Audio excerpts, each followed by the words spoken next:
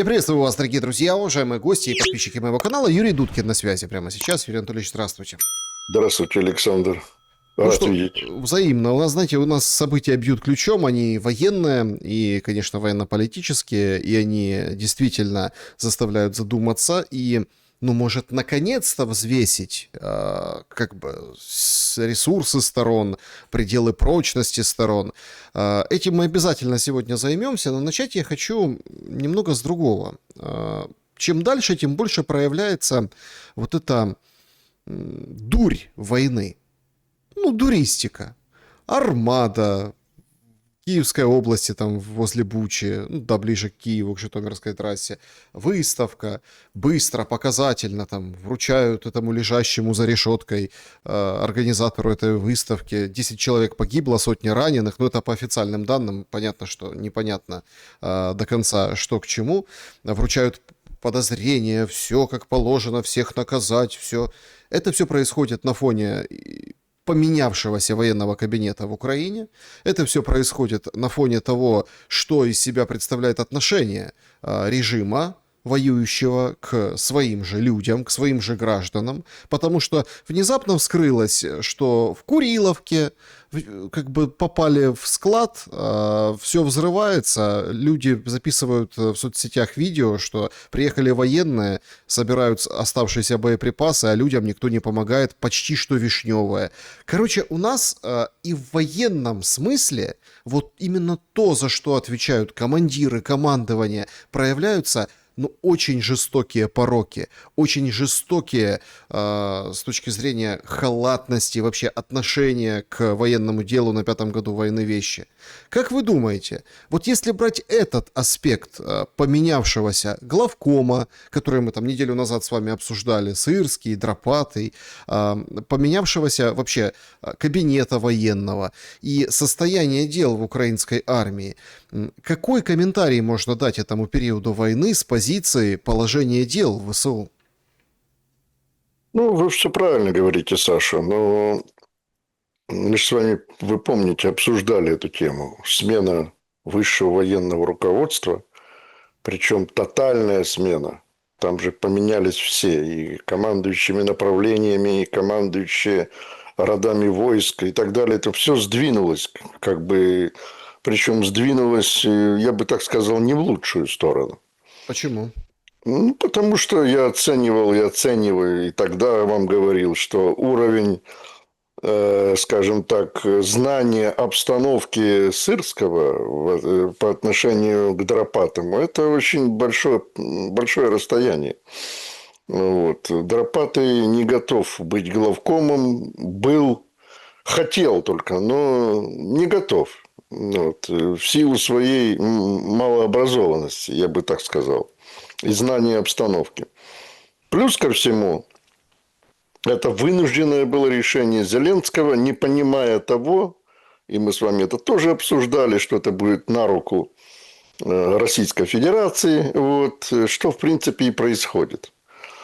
Еще несколько слов по этому поводу.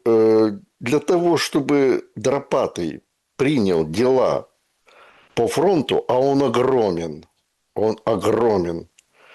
с юга на север, там порядка около 2000 километров. Сейчас даже трудно посчитать, потому что фронт постоянно изгибается, как змея. И очень трудно зафиксировать и километраж этого фронта. Но дело даже не в этом. Он должен принять дела, объехав, как это делали раньше великие полководцы Советского Союза, которых, кстати, Сталин тоже менял. Но менял с каким умыслом? Когда сложилась тяжелейшая обстановка под Москвой, он маршала Жукова перемещал под Москву. Только лишь для того, чтобы, используя его талант, полководческий талант, была возможность немцам не только удержать под Москвой, которые находились, кстати, я так напомню, от 30 до 40 километров к центру Москвы, а отбросить их, причем на значительное расстояние, на 150-200 километров от Москвы, что было сделано в операции под Ельней. Гениальное первое контрнаступление в 1941 году зимой. Страшные морозы. Тяжелейшая была обстановка. Здесь, на Украине, я имею в виду, происходит смена высшего военного руководства по политическим мотивам. Ну, то есть, министр обороны снял Зеленский, потому что он ему не понравился. Слишком популярен. Ну, так говорят. Я не знаю. Для меня лично он не популярен. Сырского, ну, потому что толпа взъерепенилась, уже, как говорится, вышла из-под контроля. Вот. Причем не только в Киеве, а и в других городах, там какие-то горстки людей, да, начинали будоражить общественность и привлекали особое внимание средств массовой информации зарубежных. Но никакой военно-стратегической цели это не преследовало. Понимаете, в чем дело? То есть, если все вот это наложить одно на другое, ну, получается такой тухлый пирог, которым пичкают журналистов уже долгое-долгое время, а сам верховный главнокомандующий на неделю уезжает в Соединенные Штаты. То есть, вот представляете, действительно, вы правильно заметили в самом начале, что глупость всей ситуации, она просто даже анализу не поддается, здравому смыслу. Как же так происходит? И здесь еще один такой интересный вывод у меня напрашивается. Вы правильно заметили, что здравомыслящие люди, когда страна в тяжелом состоянии, я бы даже сказал, в опасности, от полного краха Украину отделяют, я не знаю, там, судя по, как меряют сейчас по всем этим часам, ну, минуты остались, конечно.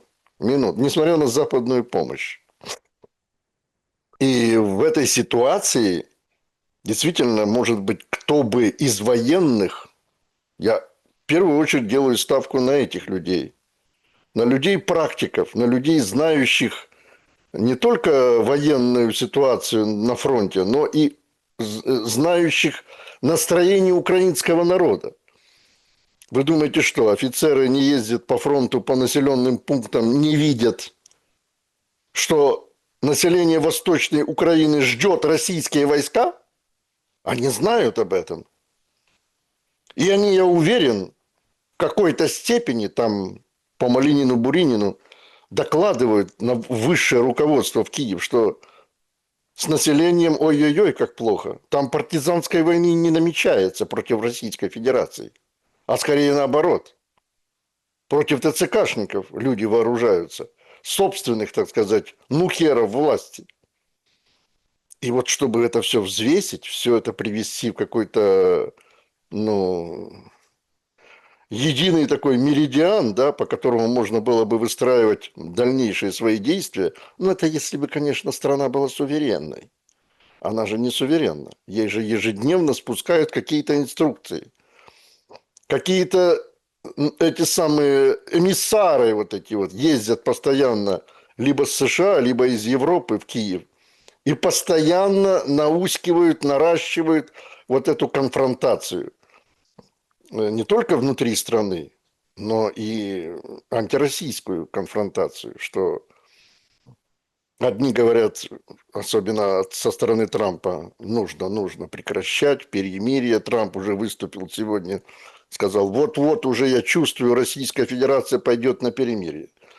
Но это он так чувствует. В Кремле почему-то этого не чувствует. Хотя Дмитрий Песков заявляет, я верю в искренность Трампа. Ну, может быть, господин Песков и верит, но президент Российской Федерации говорит иное, что все доверие, в том числе и министр иностранных дел Лавров, давным-давно утеряно, оно подорвано. Вот. И разговаривать, тем более разговаривать с украинским диктаторским руководством, ну, это себе во вред. То есть, это оно абсолютно недоговороспособно. А делать перемирие с Западом, это значит усиливать мощь украинских вооруженных сил, усиливать финансовое положение Украины, в котором она сегодня находится, причем в такой, я бы сказал, даже безответной реакции Запада. Обещают одно, а денег не дают. Вот все же зависит сегодня на Украине от западных вливаний. Не дают этих денег попросту. Не то, что там на фронт, а даже на поддержку внутренне социальных вопросов. Нет, ну на дроны дают. На дроны дают именно потому, что они их и производят. Вот в чем дело. Западники производят. Украина практически ничего не производит. Все идет с Запада. Все комплектуют. Сейчас, правда, с блокадой Черного моря, а оно уже, я это официально заявляю, от своего имени, конечно, дилетантского, может быть, своего имени, такого пересічного громадянина, как любил говорить один из президентов Украины, что блокирование Черного моря уже состоялось со стороны Российской Федерации. То есть те 6 дизель-электрических подводных лодок типа «Варшавянка», они находятся в постоянном боевом дежурстве в Черном море. И они будут топить все суда, идущие на Украину. Ну и из нее тоже. А из нее там, в принципе, никто не выходит, потому что у Украины своего флота нет торгового. Все идет во фракт. Во фракт. А страховки поднялись до небес.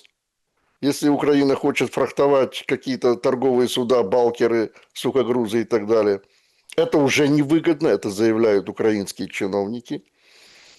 Ну и все, потери в торговле зерном тоже колоссальные.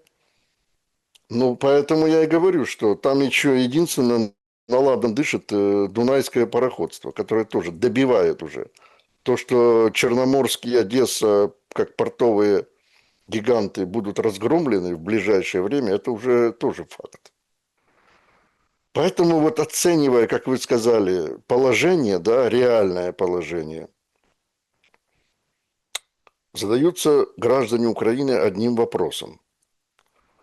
Вот либо скорее уже наступил этот ужас, да, либо терпеть еще придется этот ужасный конец несколько лет.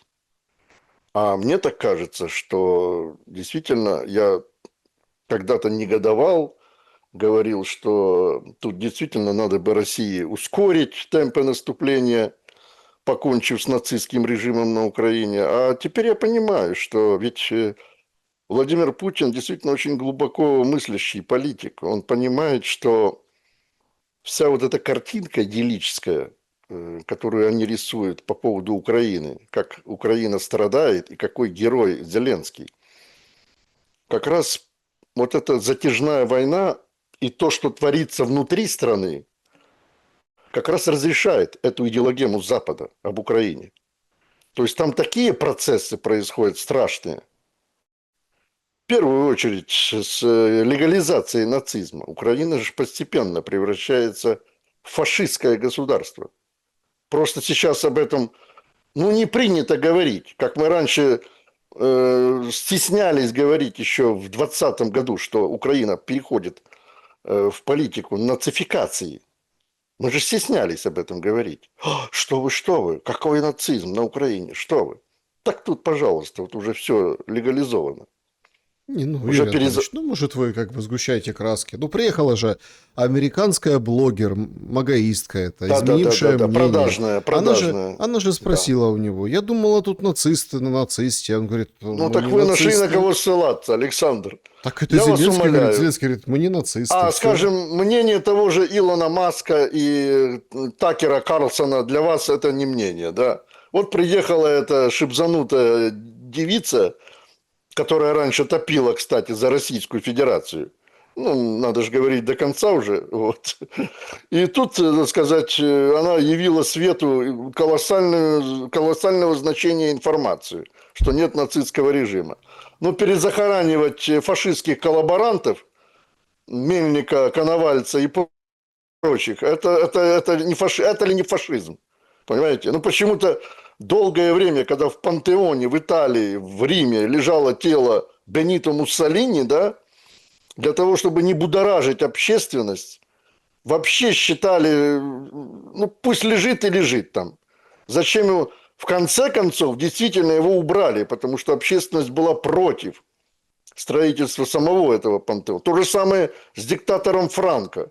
О Гитлере и прочих его сателлитах, внутренних сторонниках я вообще молчу. Эта тема закрыта. Тема фашизма в мире – это очень закрытая, опасная тема, если кто-то ее возбуждает. На Украине это возбуждают. Понимаете? Я уже не... Боже мой, я могу вам сейчас тысячи примеров привести, что творится в ВСУ среди молодых солдат. Ну, и молодые для меня это 40-30 лет. Зигования эти, всевозможные эмблемы, руны. У меня есть целая подборка, какие руны используют сегодня в ВСУ украинские солдаты. Причем они это делают самостоятельно. Это нет какого-то даже, я бы сказал, организованного из центра события. Они не понимают вообще, что это такое. Им не разъясняли. Они только говорили о колониализме России длительное время над Украиной. А то, что вытворяли фашисты на Украине, и под какими лозунгами, и рунами, и эмблемами они здесь творили страшные преступления, украинская власть 30 лет об этом не рассказывала. Поэтому, если все это заключая ваш этот вопрос первый, если все это суммировать, да, то в конечном итоге можно сказать одно. Крах близок, очень близок. Ну, по космическим временам 10 лет – это секунды. Вот. А если брать в человеческом понимании, то это, конечно, очень долго. Юрий Анатольевич, ну, давайте так. Удары наносятся, прилеты есть. Ситуация, которую вы описали, такая Апокалиптическое. апокалиптическая, предсмертная, я бы сказал, да, такая предсмертная записка. Но дроны-то летят. Вот сегодня Зеленский выходит, говорит, в Ростов ударили, по складу Wildberries в Екатеринбурге, по Тюменскому НПЗ Добивают ударили. Валберис. То есть, смотрите, как все отчитывается, все, дроны летят. Получается, если так развернуть угол зрения и посмотреть немножко так с другой стороны, а, утюжится все в Украине. И по складам, и попадают, и по выставкам, и везде. Но дроны как летели, так и летят. Получается, и причем в товарном количестве. Это не то, что там 3-5 захудалых откуда-то непонятно из полей тихонько, чтобы никто не видел. То есть в товарном количестве эту проблему военную Россия решить не может. А это не военная проблема, А Александр. какая? Это не военная. Это называется борьба с терроризмом. Потому что все эти действия, удары по гражданским объектам, уничтожение общежитий, удары по рынкам, удары по тем же торговым центрам, где, если бы иностранные журналисты ущучили, что на Валберис хранятся какие-то там ракеты или дроны, поверьте мне, это было бы, раструбили бы на весь свет. И пели бы «Аллилуйя» украинским ВСУ. Понимаете, что они наносят эти удары. Но эти удары наносятся не только извне, но и внутри России. Потому что колоссальное количество есть диверсионных групп на территории России, которые успешно выявляются сотрудниками ФСБ. Они есть. Это то же самое, что было в 30-е годы в Советском Союзе.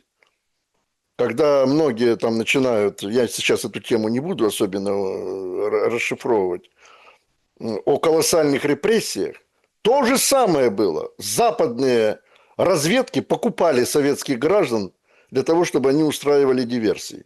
То же самое сегодня делают и западные разведки в отношении российских граждан, особенно среди молодежи. Все на материальной основе. Там нет никакой идеологии.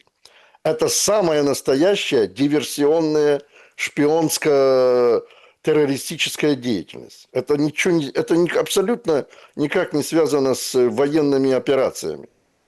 Потому что дронами победить Россию невозможно. Это я вам говорю как человек, профессиональный политик, потому что я заканчивал 2 высших военно-политических заведения. Дронами, пусть это даже будут самые современные дроны, это действительно научно-техническая революция в период ведения боевых действий на сегодняшний день. Это надо откровенно признать. Но пока солдат своим ботинком не ступит на ту или иную территорию, эта страна не считается побежденной. Вот в чем дело.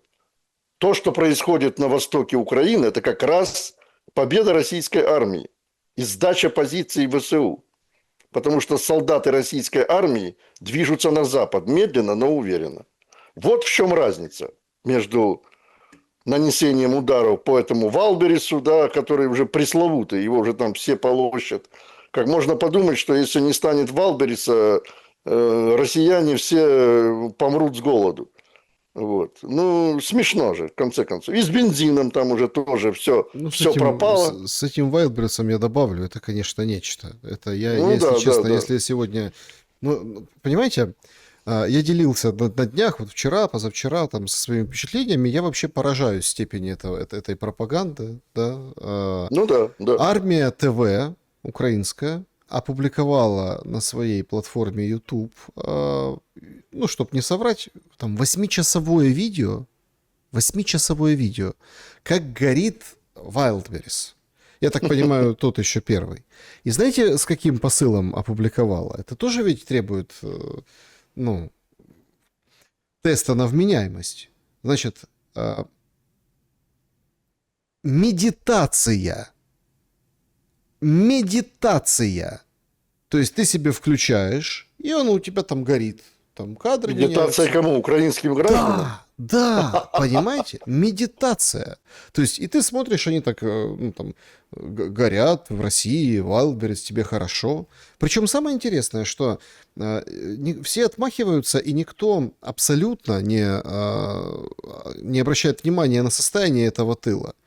Выходит, например, Кулеба, говорит, надо к условиям жизни готовиться, к ухудшениям, да, потому что и бизнесу, и гражданским лицам. А есть еще такая депутатка, свободовка, мажоритарщица, Оксана Савчук, она говорит, ой, представляете, увеличилось количество людей, у которых нет еды, они не доедают, в больницу попадают, в очень плохом, ну, анемия, понимаете, то есть, ну, просто. То есть, и это вот состояние этого тыла, понимаете? И вот они так это все говорят вот так. Но, в принципе, когда ты не доедаешь, и тебе плохо, и чтобы не попасть в больницу, для того, чтобы поднять настроение, включи себе на Ютубе, как говорит Wildberries, и наслаждайся. То есть нас, ну, это просто какой-то, это перехлестывает все продуманные и непродуманные рамки возможностей вообще пропаганды. Когда выходят бойцы корпуса РДК и говорят, что мы для этой страны сделали больше, чем некоторые граждане, когда ты должен смотреть на РДКшника, россиянина, да? Я не буду говорить об идеологическом, я уже говорил в эфирах днем ранее, принадлежности. Вы это очень удачно обсудили по поводу нацизма, по поводу, ну, вот этих всех моментов идеологических, но тебе, воюющий, там, предатель российской стороны, да, для украинца, может, он сейчас друг, но это предатель той стороны, тебе ставит в упрек, что ты не идешь воевать, а выходят другие депутаты, говорят, так скоро нечем будет платить в армии. То есть это мы видим, ну как, наслоение вот этого краха. А с этим никто ничего не делает, а только, получается, людям забивают баки о том, что смотрите, как хорошо и красиво горит. Вот какие мы мощные, и будет лететь на 5000 километров, на 10 тысяч километров. Вчера обещает Зеленский. Ну да. Ну, Как из этого выходить просто? Ну, я согласен с вами лишь в одном, что вот это все называется одним словом. Хаос в мозгах. Хаос. Понимаете? Потому что если бы даже у государственных мужей был бы какой-то стержень, да, в этом понимании, обороны страны, там я, конечно, говорю, все эпитеты, они абсолютно сегодня не подходят для современной власти. Но если бы был этот стержень в фактической обороне страны, кстати, ведь накануне боевых действий на Украине в 22 году, ведь все же было понятно украинской власти. Все было понятно. Понятное дело, что Зеленский, поскольку он и остается на сегодняшний день абсолютно не понимающим в глобальной политике, что происходит, он этого не мог оценить в тот период времени. А уже тогда Украине, если уж по большому счету говорить, да, надо было готовиться. Ну, хотя бы начать с бомбоубежищ, чтобы сохранить жизни своим гражданам, а не просто уповать на метрополитен, который, кстати, был построен Советским Союзом, Советской Украиной. А то, что творилось в Киеве при 8-летнем правлении вот этого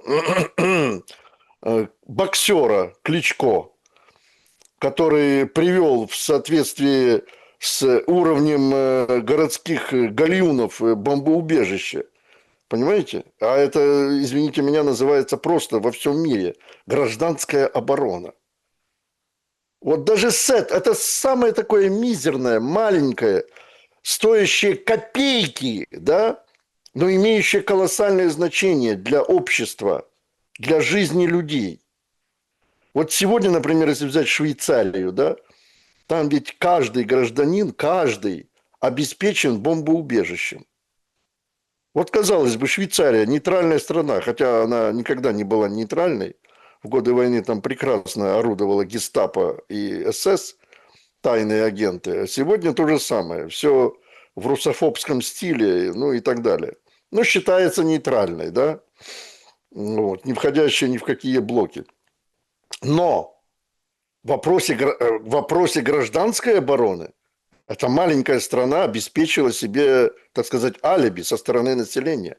Каждый гражданин Швейцарии может себя защитить, укрывшись в этом бомбоубежище, случись что. В Германии та же картина. Немцы приближаются к этому. Причем они это начали понимать, как только начался вот этот, еще прямо Ангели Меркель, конфликт на Украине после 2014 года. Я уже не беру другие страны. Там Финляндия, где мне тоже удалось побывать, я это видел собственными глазами, тоже уделяет, хотя там всего 5 миллионов населения на ту огромную территорию, которая у них есть на данный момент. И в Финляндии тоже уделяется этому внимание колоссальное значение. Мегаполис Киев наплевал на своих граждан. Вот и сегодня они начинают, да, вот этой бредятиной заниматься. Садись перед телевизором и медитируй. Когда летят ракеты тебе на голову и беспилотники. Вот в чем абсурд весь этой ситуации украинской. Самое интересное, что вот мы начинали с армии, то включился в эфир украинского телеканала, ну, тоже такой специфический товарищ, бывший банкир Анистрат, он отвоевал, сына потерял под Бахмутом, кажется, или под Покровском. В общем. И он сейчас, видимо, комиссовался, непонятно, не могу точно сказать. Ну, в форме ходит, по интервью рассказывает, включается и говорит, что Дропатый берет армию в очень тяжелом состоянии, все уставшие, противник везде инфильтрируется, что, короче, все плохо. То есть Это эффект первого пакета, Саша. Помните, да, этот анекдот? Да. Вступаешь на новую должность, открываешь первый пакет. Там написано: вали все на предыдущего. Так нет, ну Сырский же говорит, я тебе передаю наступающую армию, а ну Дропатый да. говорит, да, наступающую армию. А сейчас там вот Азов отбил возле Покровского, там наступление какое-то, там пожгли кучу БМП, показывают видео, там россияне. То есть о чем это нам говорит? О том, что Россия идет вперед, все равно. То есть идет как бы такое движение. Фронт как змея, вы правильно как бы отметили. Но меня интересует другой момент, важный момент. Зеленский, он вообще руководит армией? Нет. Нет. Вот что касается, как мы уже с вами упоминали, о террористической деятельности Украины. Терроризм сегодня – это ранг государственной политики Украины. Это абсолютно открыто заявляют все, начиная там от Буданова и прочих мерзавцев, вот, Корчинского. Терроризм они взяли во главу угла, понимая, что на фронте ничего не предвидится. Заглавное – разгромить Россию путем террора. И, вернее, даже не разгромить, а взорвать ее изнутри. Вот эти вот все Валберис, это как раз к этому и все и направлено. Чтобы население взбунтовалось. Там же Действительно, многие бизнесмены пострадали, малого среднего бизнеса, да, которые занимаются торговлей. Вот это главная цель. Так вот, говоря о, так сказать, мнимом наступлении, да, украинских ВСУ, о которых сегодня так распространяются в средствах массовой информации Украины, но это все, как вам сказать, это все эффекты. Это не имеет никакого стратегического значения. Это эффекты. Сегодня ведь по всему фронту идет позиционная борьба, война, позиционная. То есть это с самого начала и началось. Никто не наступал широкими фронтами, дивизиями, полками и так далее и тому подобное. Значит, штурмовые группы, раньше использовались танки, артиллерия. Вы же помните эту эпопею, когда Зеленский бил в набат, что нет снарядов 155-го калибра. Ездил в Соединенные Штаты, его возили там по заводам этим всем. Вот. На General Motors он был. Там все ему показывали, что все готово для отправки на Украину. Но, опять же, технологии зашли так далеко, что сегодня артиллерия, в принципе, уже на втором месте. Тяжелая техника, бронетехника, уже на третьем месте. Авиация вообще практически не используется. Ну, кроме Российской Федерации, конечно. Потому что небо Украины – это небо Российской Федерации. Оно закрыто ею. Там пытаются в НАТО контратаковать в этом плане, что мы должны принять решение о закрытии украинского неба. Это значит, что самолеты НАТО могут летать на территории Украины. Ага. Ну, видите, даже попробовать не захотели. Поэтому вот эти научные мысли, научная технология вот эта, она поборола тот авантюризм украинской власти, которым они постоянно были вооружены в победе над Россией с помощью Запада, потому что своего-то нет ни черта. Вы так пробросили мысль, я хочу, чтобы вы на ней сконцентрировались. Это очень непопулярная мысль, если ее раскладывать. Непопулярная среди многих россиян, непопулярная среди, да и многих украинцев тоже, которые там, ну, по разные стороны имеется в виду, да, идеологически и в принципе. Вот вы сказали, очень важно, вы говорите о том, что вы где-то даже сами роптали, что, мол, вот так воюет Россия. Ну, вот так. Кто-то называл это бережливостью, кто-то к людям, хотя давайте нет, давайте все-таки не будем, ну, чтобы не было вот этой там обвинений в пропаганде, там, вот беспристрастно, если. Но теперь вы, так мне показалось, поняли этот замысел. Да? Ну, то есть, почему все вот так тянется среди вот этих жертв, среди вот этих криков, среди вот этих всех, скажем так, потерь и так далее. Сейчас Зеленский, ну, он уже давно, кстати, это делает, это постоянно, это перед весной и перед осенью, всегда. И мы с вами тоже это обсуждали, но сейчас вот прям категорически говорит, все, осенью Россия будет мобилизацию проводить. Причем кто-то говорит, что уже проводит повестки там, ну, понятно, то есть там призывают, предлагают подписать контракт. Но это все называется какой-то мобилизацией, и украинские генералы, в частности, приверженец Порошенко Кривонос, есть такой, он вообще говорит, что если 350-400 тысяч, это вполне себе реально нормально, как бы без особого шума и пыли, собрать по всей России, сразу бросить часть куда-то на пополнение, а другую часть подготовить за 2 месяца, и вообще можно открывать другое направление. И это все мы видим, накладывается на временные рамки. Месяц, 2, 3, ну вот в этом пределе. Рамки не бог весть какие, это не слишком долго ждать. А с учетом того, что, как вы описали ситуацию с приближающимся крахом, и она видно, это видно на земле, мы тогда вообще имеем другую диспозицию. Но Зеленский качает эту историю, говорит, давайте, мобилизуйтесь, мобилизация. Возможно ли мобилизация в России в этом сценарии? Или все-таки правы те, кто говорит, что Да не надо никакой такой. Про украинский вариант мобилизации мы сейчас поговорим, это вообще отдельная история. Понятно, что в России вряд ли к этому прибегнут, да, но ну, давайте откровенно. Если все идет как идет, и вы поняли, что в этом замысел, то зачем тогда мобилизация? Во-первых, вы в прошлый раз мне задавали этот вопрос, Александр. Я вам на него ответил. Нигде в государственных средствах, федеральных средствах массовой информации, в речах российских политиков не идет речи о мобилизации. Ну, нигде, абсолютно. Даже намеком нигде нет. А даже если эта мобилизация состоится, я не понимаю, что так волнуются украинцы? Что им что им это дает? Вот звучит, ой, ура, мобилизация в России. Ну и что? Так вы должны плакать, а не радоваться, что мобилизация там будет. Но ее не предвидится, еще раз говорю. И на этом я этот вопрос закрываю. Он вообще абсолютно беспочвенный. Даже не стоит, как говорится, тратить время для этого. Но другие вопросы, вот, по которым вы прошлись, так сказать, вопрос задав такой глобальный. Да, действительно, я понимаю теперь, в чем замысел российского политикума в ведении специальной военной операции на Украине. Это долговременная война с тем, чтобы показать гниль украинского руководства нацистского. Гниль.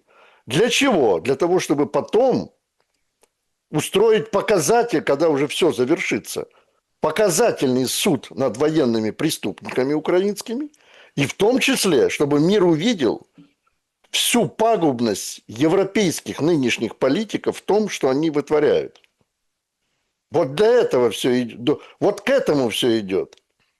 Ну и, скажем так, это же будет, понимаете, не просто, ведь в годы Второй мировой войны было же то же самое. Все было то же самое. Как Германию, фашистскую Германию поддерживали европейские, многие, если не, говорить, не сказать все европейские государства, особенно вот мне нравится история в этот момент Чехословакии, которая впоследствии была расчленена путем Мюнхенского сговора. Там же Шкода, фабрика, да, полностью снабжала военной техникой вермахт, работая на Третий рейх. Ну, вы скажете, а куда же она могла деться? Так вот именно, что сегодня европейское сообщество поглотило не только умы европейцев, но и поглощает, начинает, хотя при том кризисе, который существует сегодня, сказать поглощает, но это, наверное, слишком громко сказано. Но, тем не менее, старается работать на Украину. Именно на войну Европа стала работать уже давным-давно. И в этом убеждают европейцев, что так надо. Что все ваши вот эти вот росты цен на ЖКХ там и так далее, это все ерунда. Тут вот Россия уже в двери стучится и скоро начнется. Так вот для этого нужно показать всю гниль не только украинской власти, но и европейской. Чтобы впоследствии, как это было после Второй мировой войны, осудить действия Европы. Я, правда, всегда удивлялся и до сих пор удивляюсь, почему Францию записали после Второй мировой войны в страны-победительниц. США, Великобритания, там Советский Союз, это понятно. Вот. Это и переговоры всегда велись, начиная с Тегерана в 1943 году, именно на базе трех этих переговорщиков все велись разговоры об открытии Второго фронта. Но при чем тут Франция, я до сих пор не понимаю. Но тем не менее, сегодня Франция, как и в тот период, кстати, стояла на стороне фашистской Германии. Мы только вспомним одного Петена и правительство Виши. А сегодня Франция выступает, причем в откровенной форме, из уст президента Макрона, говорится о том, что Россия должна быть разгромлена, поражена. Вот вам, пожалуйста. Вот для этого и ведется вот та, можете назвать войной, сейчас в России это по-прежнему еще называют специальной военной операцией, чтобы не просто разгромить Украину. Я уверяю вас, у России достаточно сил и средств для того, чтобы это сделать. Не хочу страшилки какие-то рассказывать. Но показать суть политики Европы, мира, США в том числе, Великобритании в этой войне. Зеленский говорит, перемирие бы. Это лучше, чем 10-20 лет воевать и терять жизни. Это он этой же товарищу блогеру и рассказал. Но то, что мы видим сейчас и какую такую параллельную историю запустила вот эта смена военного руководства, с которого мы начинали сегодняшний разговор, ну и вот эти все процессы, там же тоже идет очень такой красной нитью по всей этой чехарде политической, там Федоров, Дропатый, Сырский, вот это все. Они все там с хорошей миной, то есть все друг другу расшаркиваются, кланяются, благодарят. Ну, тоже в это наблюдали на уходящей неделе. Но там же идет красной нитью мобилизация. Сейчас сообщают о том, что в парламенте лежат и уже готовы. Их пока не выносят на голосование. Ну, видимо, ждут, боятся, опасаются. Или время не пришло. Целый пакет санкций против уклонистов. Санкций. То есть я, как человек под санкциями, прекрасно понимаю, что это такое. Теперь человек, который будет, ну, собственно... Тут даже не то, что с проблемами в военно-учетных документах, тут даже не в проблемах дело.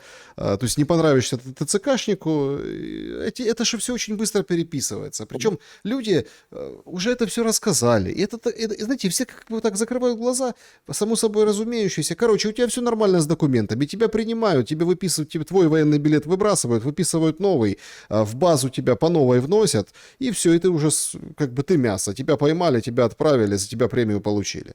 Тут даже не в документах дело. Ну, все это видят. Это сопровождается.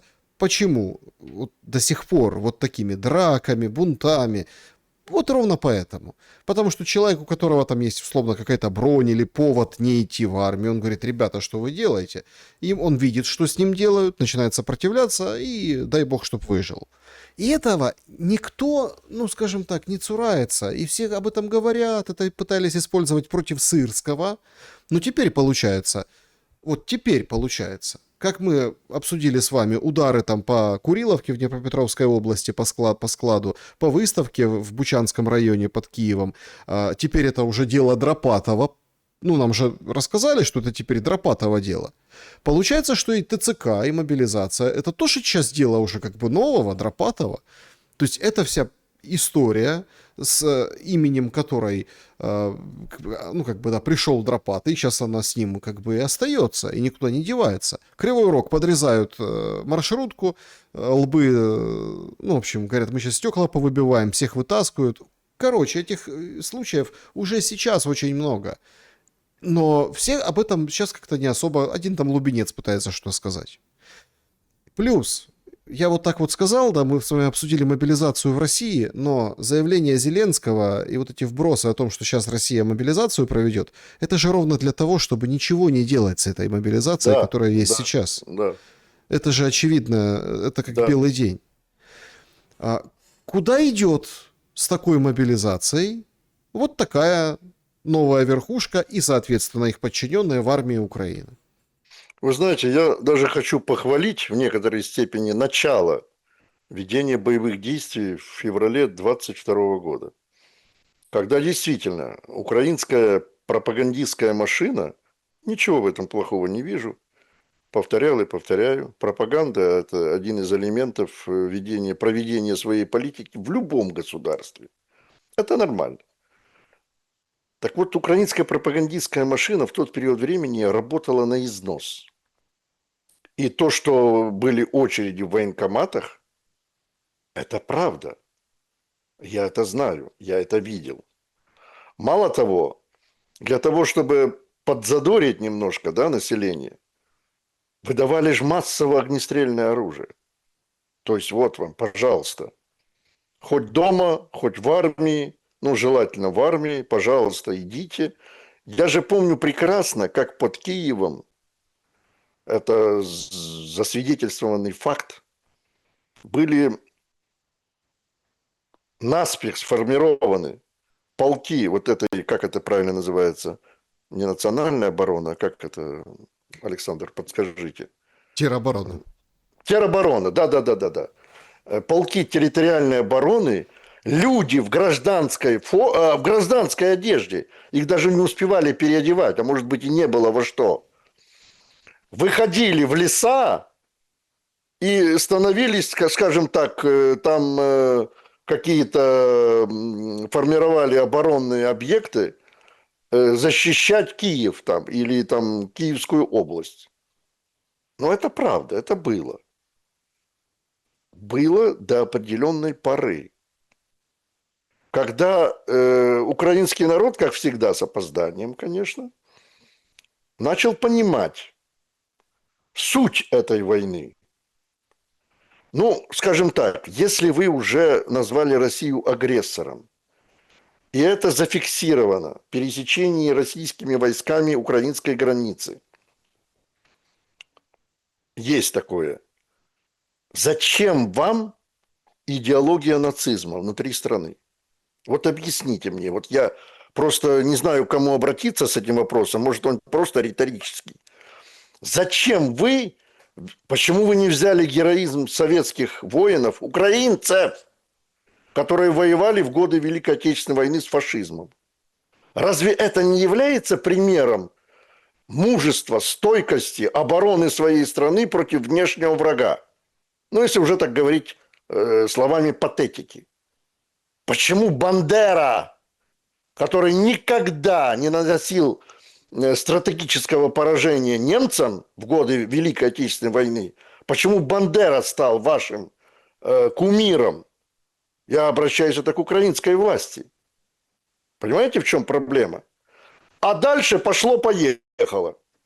Вот эти ТЦК, но это же ОПГ, самое настоящее. Разве секрет, что тюрьмы, где находились, скажем так, мягко, уголовные элементы, осужденные за разбой, убийство, изнасилование и так далее, наполовину опустошили ради того, чтобы пополнить кадры этой ОПГ ТЦК? Разве это не видит украинский народ? Но его можно дурить, да, но не до бесконечности. Хотя он и до сих пор еще окончательно оболванен, особенно в молодежной среде. Но народ становится, скажем так, терпилой, если уже так выражаться, тем же тюремным языком в этой ситуации. На него все переложили. Вы должны не просто там налоги платить и вообще отказаться от всего. Электроэнергии, тепла, все, так сказать, оправдывает себя в этом плане. Но вы еще должны жизни свои положить за вот этот вот режим, который непонятно где живет вообще-то. Они же не живут на Украине сегодня. Сегодня. А черт знает где. И вот понятно, что усугубление этого положения украинского народа, вот этой дикой мобилизации, ведет только к одному – к сопротивлению. Причем сопротивлению вооруженному. Я приводил уже ранее вам примеры, что если не удается мобилизовать украинских граждан, то Министерство иностранных дел Украины подвязано под эту тему. Оно рассылает своих комиссаров по миру. Японцы даже есть в наемниках в ВСУ. Вы знаете об этом? Японцы. Их, правда, мало, там десяток какой-то. Таких оголтелых самураев, молодых, которые безбашенные. Вот. Но, тем не менее, я не говорю уже о Латинской Америке. Вот там настоящий рассадник наемничества. Этим занимаются посланники от Министерства иностранных дел. Возглавляет это дело Сибига, министр иностранных дел.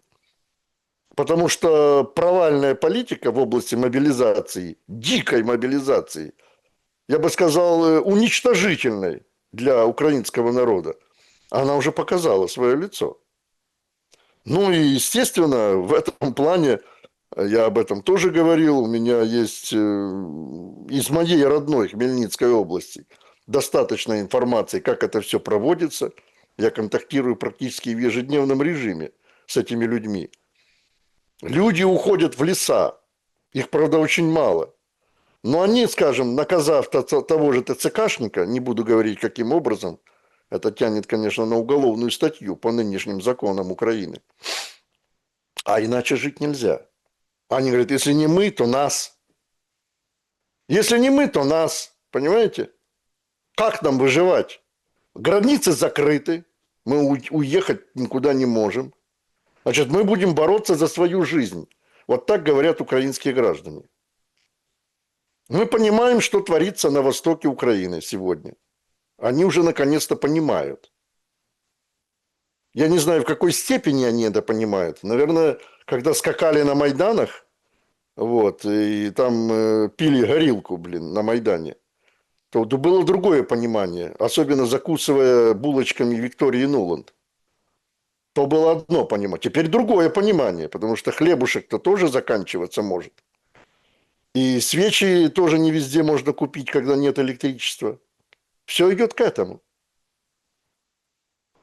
Юрий Анатольевич, если так финализировать нашу сегодняшнюю встречу, вообще, конечно, перспективы достаточно мрачные. Это понятно. Однако, есть ли вариант стремительного разворота ситуации от войны к миру, и зависит ли он от Трампа сейчас?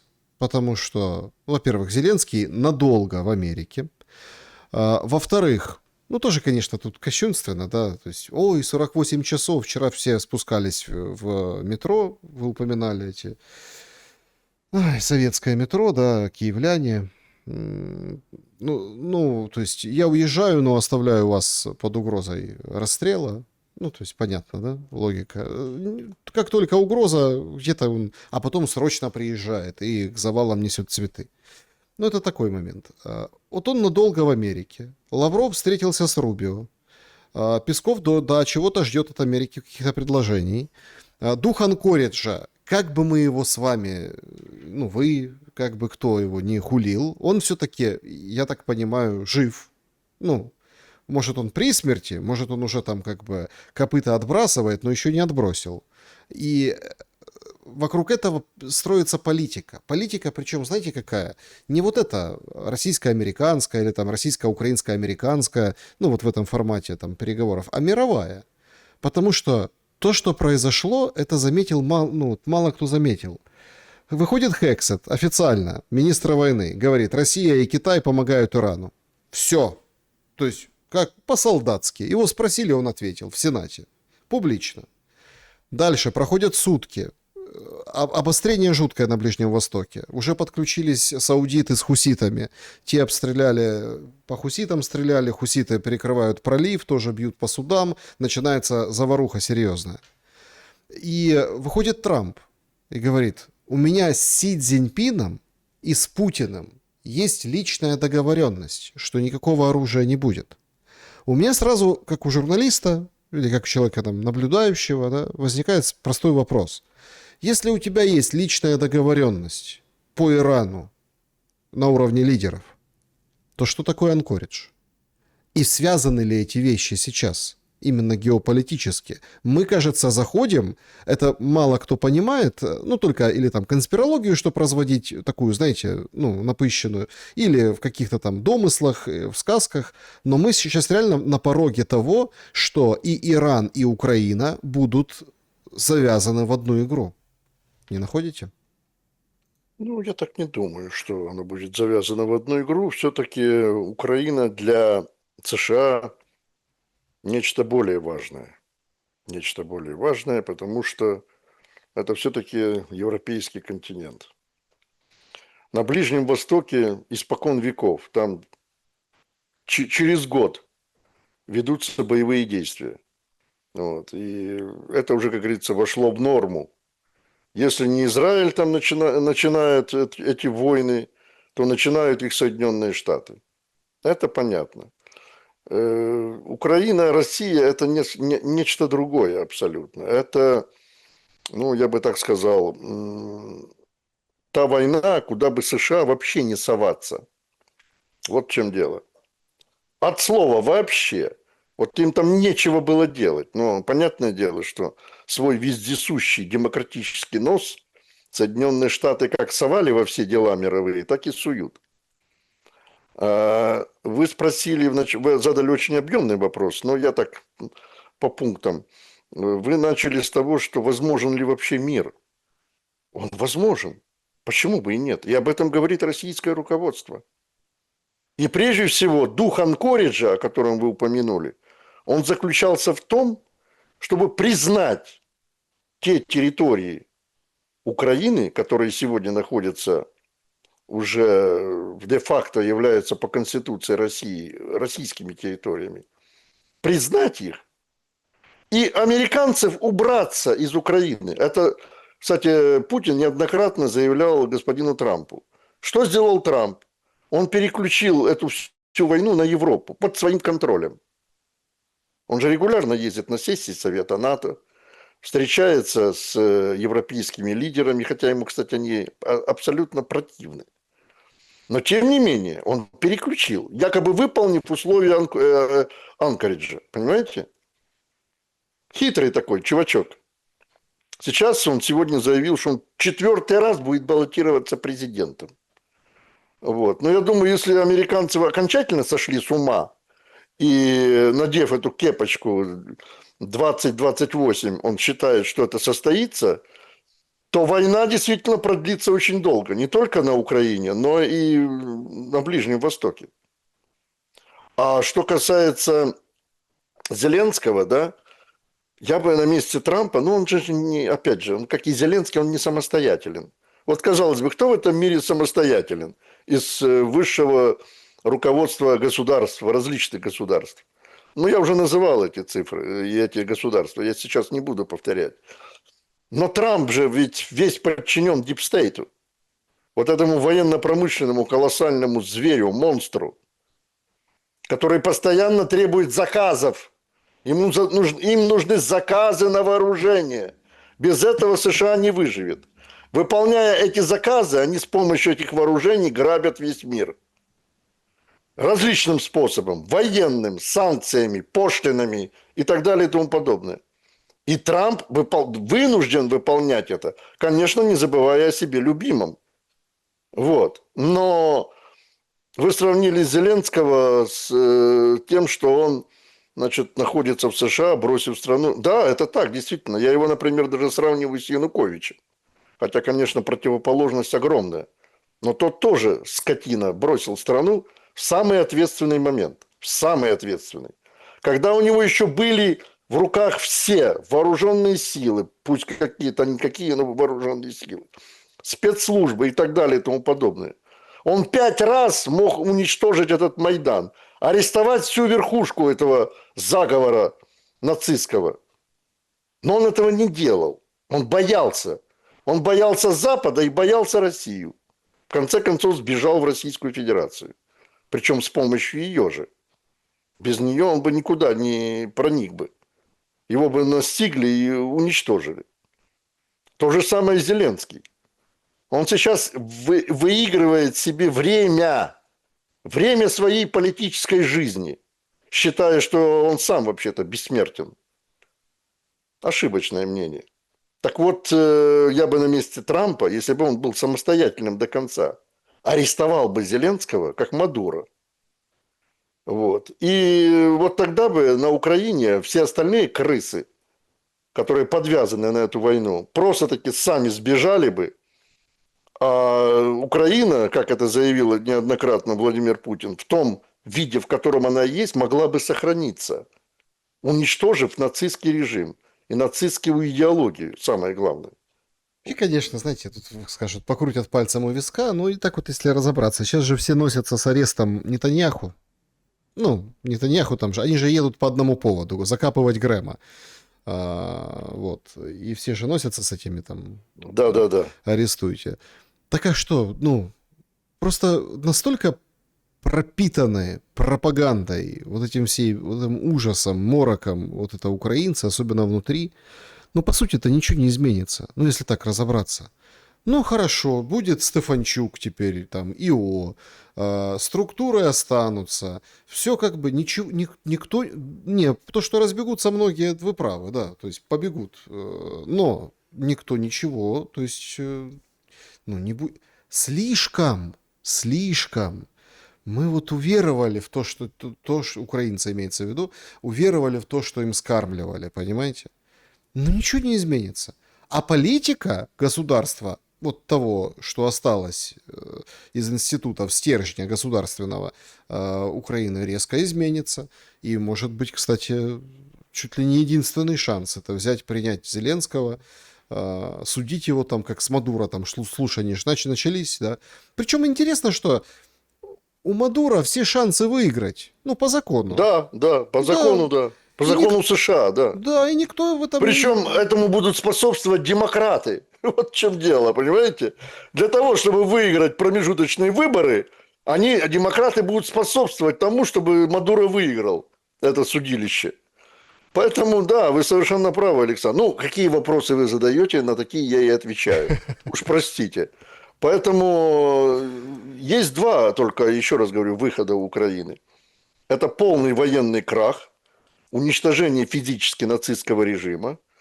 Захочет тогда Российская Федерация, как страна-победительница, сохранить Украину хоть в какой-то части или нет, это другой вопрос. А я вообще даже не представляю, как это может быть. А тут еще, кстати, поляки, венгры, румыны требуют свое во время раздела этого пирога. Тут тоже еще может быть целый ряд переговоров в будущем. Это не ближайшее будущее, уверяю вас. Это очень далекое будущее. Но самый такой для Украины подходящий с точки зрения выживания вариант, схема – это полный уход Соединенных Штатов из Украины. Как в Афганистане. Вот это вот если случится, я, честно говоря, как верующий человек, свечку поставлю за, скажем, здравие Трампа или там кого-то другого президента, который решится на это. Но я уверяю вас, ни Рузвельта, ни Кеннеди в ближайшем будущем в Соединенных Штатах не появится. Юрий Дудкин был моим собеседником сегодня. Я благодарен за время и мысли. Спасибо вам, Александр. Мудрости и терпения нашему народу и нашим зрителям. Друзья, берегите себя, добра и света. Увидимся.